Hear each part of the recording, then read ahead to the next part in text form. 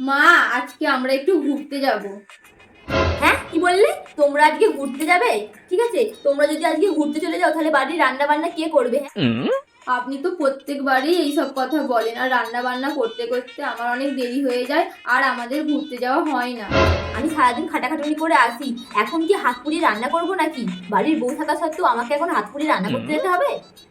আমি ভালো করেই জানি কুকুরের পেটে কি বা সহ্য হয়, আর কি করলে আপনি আমাকে যেতে দেবেন সেটাও হেলা সামলান এবার। মা, আপনি কিছু চিন্তা করবেন না, আমি আপনাদের জন্য রান্না বান্না করেই ঘুরতে যাব। বোন, তুমি কি ঘুরতে যাবে?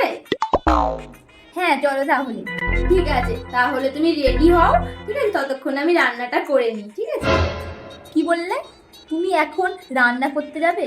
ঠিক আছে, তুমি যদি এখন রান্না করতে যাও তাহলে তুমি কখন বেরোবে? ঠিক আছে, আমরা কি একটু ভালো করে ঘুরবো না? কিন্তু বোন, রান্নার কি হবে? বাড়ি ভর্তি লোক, সবাই তো খাবে, বলো।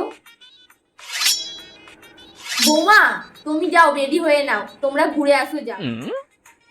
ও রান্না আমি করে নেবো একদিন, কি আর ব্যাপার, ওই 20-25টা রুটি আর তরকারি, কোনো ব্যাপার নয়, আমি একদিন করে নেবো। যাও, তুমি এবার রেডি হয়ে নাও, নাহলে তোমাদের দেরি হয়ে যাবে।